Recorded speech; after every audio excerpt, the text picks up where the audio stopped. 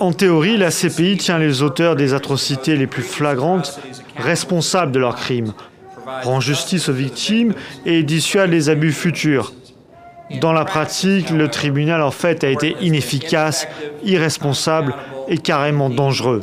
Peut-être John Bolton utilise un vocabulaire musclé pour critiquer la CPI, mais sa position s'inscrit en fait dans une longue tradition de méfiance américaine à l'égard de cette instance internationale. Les États-Unis n'ont jamais ratifié le statut de Rome de 1998, qui est à l'origine de la création de la CPI, pour deux raisons. Tout d'abord, les Américains n'aiment pas beaucoup les traités qui les engagent sur le long terme, et puis surtout, pour la Cour pénale internationale, ils craignent l'ouverture d'enquêtes sur des opérations menées par l'armée américaine, notamment en Afghanistan. Dans cet hôpital de Jérusalem, ces familles de patients ne cachent pas leur inquiétude ni leur colère, car ces soins en néphrologie pourraient bientôt ne plus être financés. Les États-Unis annoncent la fin de leur aide à plusieurs hôpitaux palestiniens de la ville. Cela va beaucoup nous affecter psychologiquement et physiquement. On n'a pas de travail ici, les emplois sont seulement en Israël. Et il faut des permis. Israël nous garde en état de siège, on doit passer des checkpoints pour aller à l'hôpital. Et si le gouvernement américain ne nous fournit plus d'aide, qui le fera ?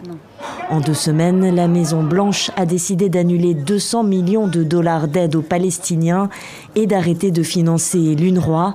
Cette agence onusienne pour les réfugiés palestiniens a lancé ce lundi un appel aux dons.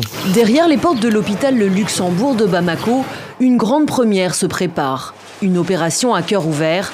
La patiente s'appelle Fanta Diarra. Elle a 6 ans.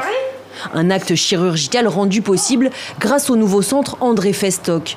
Dans ce bloc opératoire de chirurgie cardiovasculaire, des installations financées par l'ONG La Chaîne de l'Espoir et autres donateurs. C'est une chirurgie qui est nouvelle au Mali.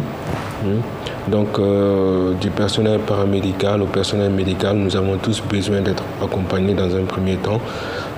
Et l'objectif final, c'est d'être autonome avec le temps, d'être totalement autonome.